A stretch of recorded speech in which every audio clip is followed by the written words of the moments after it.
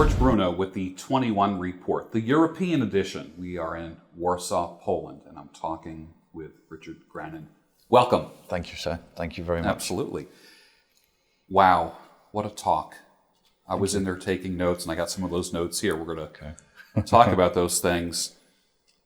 Where do you get the insight from that you teach? It's powerful. I'm lucky in that regard. I think there's a natural tendency towards certain things, and I'm lucky in that I can take a concept, a problem, and a situation, and I seem to be able to just go, oh, that's like this. Oh, that's like this. That's like this. It's probably like a manifestation of ADHD in some sense, but and when it comes to issues related to psychology, I can see clearly. I mean, if you ask me about finance or mathematics, there would be a very different response, I can assure you. But if it's my thing, if it's psychology, it just pops up in my head. I can say, oh, there it is. That's quite clear. That's quite clear to me. But I'm lucky, very lucky. Oh, wow. I can only talk about a couple things. Mm-hmm. There was so much content there on stage. Give us the just the short version of what you talked about. The short version is I'm focused on a concept at the moment that came from my work, where I work with people who've been in abusive relationships, bad divorces, bad relationship bust-ups. And usually they're people who've been with abusive personality types, narcissists, psychopaths, and so on. And they develop a tendency in the way that they respond to relationships and the way they respond to life. Mm-hmm. This is typically called codependency. Yes. And what a lot of people in abusive relationships do is they sit in them knowing it's bad, hoping it will get better, even though it can't. And hoping isn't a strategy, is it? Yeah, not really, no. And even when they're presented, normally intelligent people are presented with tons of evidence to the contrary, like it's not going to get better, and they still just keep on hoping. Mm-hmm. So I started to look at the concept of becoming toxically passive, like toxic passivity. Toxic passivity. Mm-hmm. Wow. Mm. Wow. Describe that. How would you... I never heard anyone say that. How would you define that?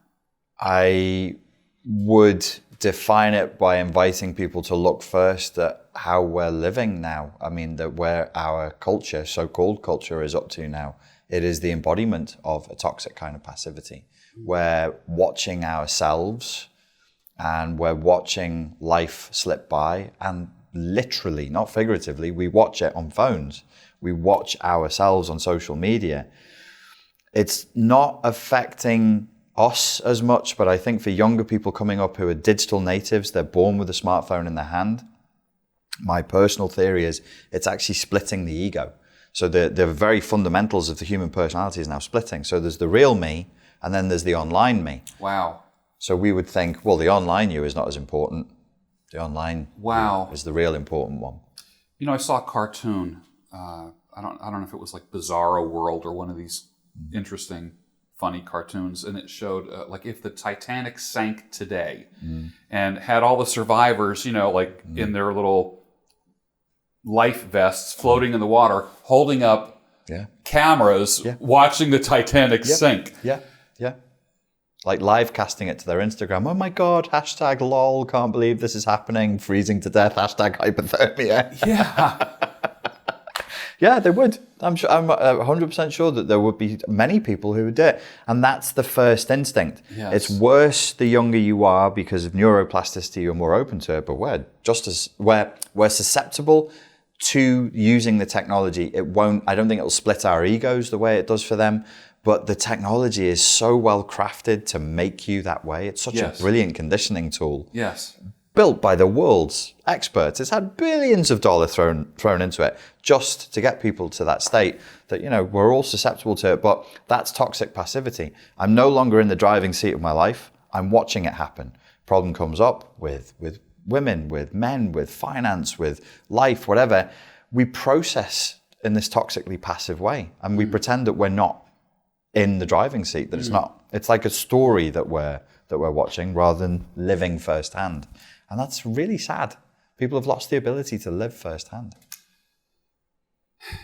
You said something regarding the Manosphere, which is a word I swear every day that I'm never going to use that word, but it's awful, isn't it? Isn't it horrible? It's horrible. I don't like that. That glossary of words. I'm really trying to get away from it. Yeah. But you said it's not alpha or beta. It's not about being blue pill or red pill. It's more being an adult or a child as a man. Yes. Explain that.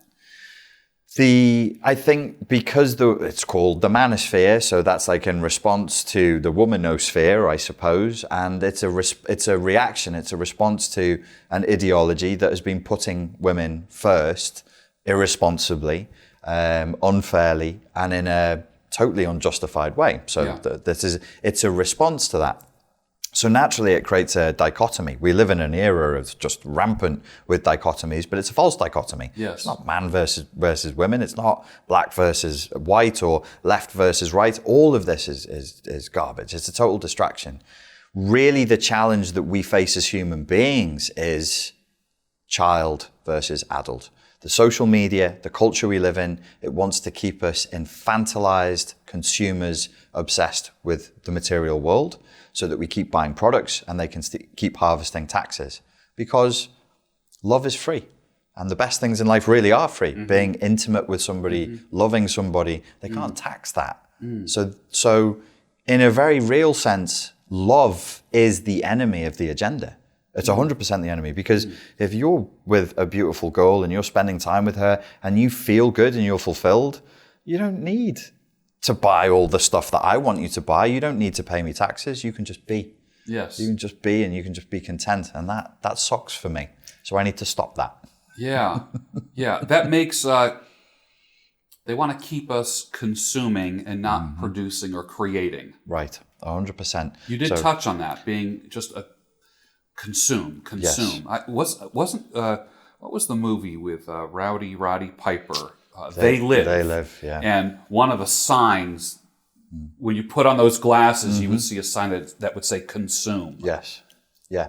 And that's a long time ago. That's the 80s. We live in a much more hostile, weaponized version of that today. Yes. Much more ferocious.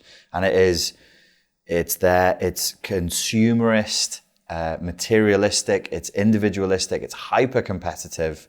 And they've infantilized us. We now think like children and live like children because it's all about trinkets. It's all about beads and shiny things. And we've lost ourselves. And worse, we've lost each other. We've lost the ability to connect with other human beings. And then you have this rising tide of mental health issues and anxiety and depression. People go, well, why is this happening? And I'm like, what do you think? We need each other. And if not only are we ignoring each other by being stuck in the phones and stuck in our own narcissistic story, we're splitting from each other. Everything is a division. Everything is a tribe.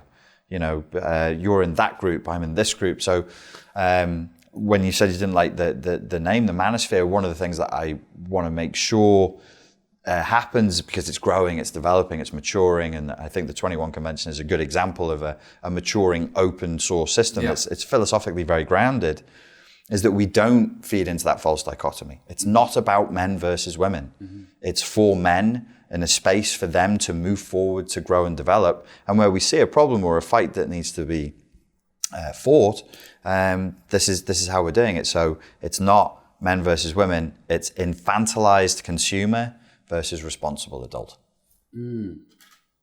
So maybe we should rename it the Adultosphere or like something, that. I like that. It's a little clumsier, but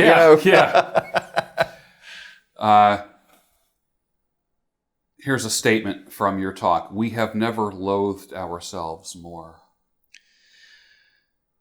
We have really gone against the grain of nature. It is not in our nature, I believe, though mass media would have us believe this, mass culture would have us believe this, to be narcissistic. It's not in our nature to be greedy. It's not actually within human nature to be obsessed with material things in that way. There is a flaw in human nature. It's always been there. It's not a modern effect. The Greeks were talking about it. How will we deal with the flaws in human nature? And a lot of Greek philosophy that we take for granted now, the Judeo-Christian philosophy was rooted in Greek philosophy, said, don't become obsessed with pleasures of the flesh. Don't become obsessed with materialism. Yeah. I mean, I'm not a downer ascetic who's like, hey, don't drink and don't have fun. But if that becomes a core value of life, what's life about? Just material things and the pleasures of the flesh. You've lost, and then you call that freedom. You're totally trapped. It's the worst prison you can be in. You're a self-obsessed, narcissistic infant who you observe yourself in life acting in this way that's childish and puerile and stupid. Yes, we have that. It's the weaker part of our nature. It's within us. But the higher parts of our nature are loving. They're giving. They're community focused. We feel good. Like you see somebody who needs help and you help them. And then the serotonin and the endorphin system rewards you. You feel good for that. That's better than a Facebook like. That's better than getting extra followers on Instagram. Yes. You saw a human in need and you helped them. That's who we are. That's what we are. This is all falsehood. Your body of work draws on so many different disciplines. I mean, you're talking about Greek philosophers in one breath, and you're talking about history in the next breath, and the latest cutting edge technology. And that's what makes your work so interesting. Thank you. Yeah. Nobody is coming to save you. That jumped out at me. I said, I got to write that down. Elaborate on that. I'm not the first person to say that it's an important element of our development therapeutically. I ran across it years ago, and I was particularly focused on childhood trauma at that time. And it was a piece of the puzzle in my own personal recovery. So I was like, well, it's not like I think anybody is coming to save me. And then I was like, well, hang on a second. If there was a Freudian psychoanalyst in the room, what would they say? So if you've been abandoned in childhood, it's not that you literally consciously think somebody is coming to save me, but you end up with the emotional scars and the echo of that desire. I hope someone's coming soon. I hope everything's going to be okay because mummy or daddy or an authority figure come back and do something for me. So it's a consciousness elevating tool to remind yourself, stop. Don't, as like the Nietzsche quote I gave, which was, hope is in fact the worst of all evils because it prolongs the torment of man. If you're sat around hoping, you're not acting, and action is the only resolution. Now is the time not to be just sat there, oh, well, let's hope everything works out. Give up hope. It's not going to work out okay. The bus is already tipping off the edge of the cliff. We see that in every area of society. We've got to do something. So stop hoping, start acting. Yeah, I've heard it said that you can think your way into depression or anxiety, but you have to act your way out of it. 100%. Yeah. 100%. So you did a workshop. I did. How did that go? It went well. The guys enjoyed it. We had a good time. We covered magic, tarot cards, the notion of free will, religion, economics. We covered a lot of ground. Yeah. Wow. Yeah. That's great. We even got into some guys were talking about martial arts and self-protection issues, which is some of my favorite subjects is around martial arts. So yeah, it was good. We had a good time. It's so personal too. I mean, when you're up on stage and the bright lights are on you, you can see guys maybe in the first two rows, but you can't see anyone there. But when you do a workshop, you're 6 feet from 20 men. 100%. And it is for me, it feels like martial arts training where when you're delivering a workshop, that's like doing a kata. You know exactly where you're going to start, where you're going to end. It's pre-written. I wrote it. But at a workshop, it's like sparring. You're playing with people. Yes. Somebody will say something and I'll pretend I didn't hear them or I misinterpret what they're saying. And then they'll go, that's not what I meant. I'm like, I know that's not what you meant. Yeah. It keeps the energy alive. Yeah. And it's that to me is really, really good fun. And you can see, what I like to see is the look in people's eyes where they ask me a question, I say something that they're not expecting and they kind of go, oh, And you can see them thinking and they're like, oh, I don't really know how to place that. Yeah. And in my head, I'm hoping that I've given them something that they'll still be wrestling with in like a week's time or 2 weeks' time, rather than just give a pat answer. Yeah. I don't really think it's all that useful to go, oh, here's the pat answer. There was a young lad I was chatting to in there. I was like, I want you to philosophize for yourself. I want you to grow the muscle of asking the question and debating with your friends and thinking it through with yourself and following something through to a logical conclusion, rather than just coming to me and asking for something. Because that, again, is back to toxic passivity. Yes. I want you active. Engage with the subject material. Fight, spar, roll with it. Tell people they're wrong. Don't be disagreeable. Be polite as you're doing it. Enjoy the process. This is how it was always done. Historically, people would just sit and debate and discuss without getting upset, without calling each other names. There was a boundaried format for doing it. I think Socrates came up with, the Socratic method was the best way of doing it. Yeah. And people would find pleasure in it. Again, you can't really tax that. Maybe you'd have a couple of cigarettes, a couple of coffees or something, and maybe one little cup of wine, and you can go for 3 or 4 hours and it feels good, but it makes you a better thinker. We can't really have that. We can't afford to have people being good thinkers and figuring things out for themselves, because they might not do as they're told. Yeah. What keeps men awake at night? What do you think? Generally speaking, in all of your work with men, workshops, conferences, what keeps, if you could sum it up? I think for men, there is a desire for some kind of structure, and when they don't have a strong moral philosophy and confidence in their ability to resolve issues for themselves, I think that creates both depression, because they don't feel good about themselves, so low-lying depression, and an anxiety. Yeah. And I'm like, and so they can be pushed, and I think this is an ideological push into, God, if only I had the answers, everything would be okay and I could sleep. Whereas I would rather say, no, forget the answers. You want the strength and the skill to figure it out. And then you develop the confidence to go, you know what? I don't know what's going to happen. Whatever happens, everything's going to be okay. I'll figure it out. Whatever happens, I'll figure it out. And when Anthony's talking about the necessity for a patriarchy and for fathers to be present, I think that's what a good, benign, loving, present father gives a human being, is just a sense of, everything's going to be okay. You're okay, kid. You can figure it out. Whatever it is, you're going to figure it out. When that is withdrawn and that doesn't happen, there is this anxiety and this depression. So I think that's what keeps most men awake at night, is the lack of confidence in their own ability to just handle problems. Yeah, they have to have a comfort level with not having all the answers. Exactly that. And that's where, in my own research and coaching people and helping people, I'm coming back again and again to philosophy. That's what philosophy was for. That's how we've protected ourselves always with it's your ability to reason and to think and to process. It's like we don't trust it anymore, or we've lost interest in it, or perhaps we would rather just be toxically passive and let some mummy or daddy figure just give it to us. But yeah, it feels good to be able to say, well, what's the question? Let's lay it down here. I've done this. The confidence say, we've done this loads of times. Whatever the question is, somebody could bring it here now, lay it between us. You and I can talk for 15 minutes and we'll have something. Yeah. Might not be perfect, yeah. but something. And that feels good. Yeah. You're familiar with Jordan Peterson. What is your take on what I would call the Jordan Peterson phenomenon?